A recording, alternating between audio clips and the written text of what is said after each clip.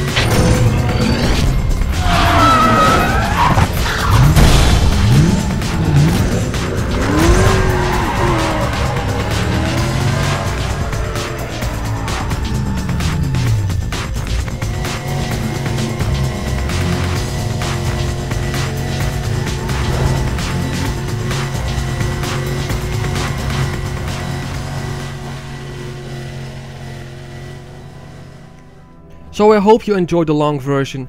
Let me just give you a quick summary. Starting with the tier 4 cars, and the best overall tier 4 car is by far the Volkswagen Scirocco. It dominated the tier in terms of handling and acceleration while being somewhat average in top speed. However, its handling and acceleration is so good that it beat out all but one tier 3 car, and it even beaten out some of the tier 2 cars in overall performance. I'm actually quite certain that you can beat the entire game with just the Volkswagen Scirocco, and that is actually something I want to test out in a future video. The best tier 4 pink slip car is the Ford Escort. It may have got average handling, however its acceleration and top speed are great for its class, making it the best tier 4 pink slip car. When it comes to the very popular Lotus Elise, forget everything you heard or seen in forums or Reddit posts or anything at all. It is not the best tier 4 car. It is in fact the 4th worst tier 4 car.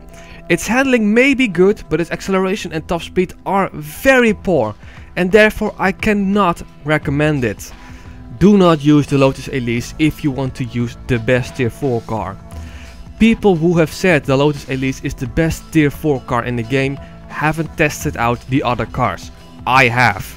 And the Lotus Elise is just not a good overall tier 4 car. Do not use it. The best tier 3 car is without a doubt the Nissan Skyline. It has the best acceleration and handling in its class, and its top speed is second best, only beaten out by the Mazda RX-7. Speaking of which, the RX-7 is statistically the best tier 3 pink slip car, but that's only really because of its high top speed. Therefore I actually recommend the classic Challenger for the best tier 3 pink slip car. It's not that the RX-7 has bad handling and acceleration or something, but it's not amazing either. The lap time of the RX-7 is about 1.5 seconds slower than the Challenger, and it was half a second slower in acceleration tests. It's just that the top speed of the RX-7 is 14 km an hour higher than the Challenger's top speed, and that difference made it so that with its top speed it gained so much points that the RX-7 is statistically the best tier 3 pink slip car, but my preference goes to the Challenger. Then you have the matter of the choice between the Audi TT and the Dodge Charger that you can pick earlier in the game once you've beaten Hector in that race between stolen cars. Both of these cars are quite underperforming when you compare them to the Challenger and the Mazda RX-7. Sure, you can pick them, but if you've chosen a good tier 4 car like the Ford Escort, like the Volkswagen Scirocco, you simply don't need the Audi TT or the Dodge Charger.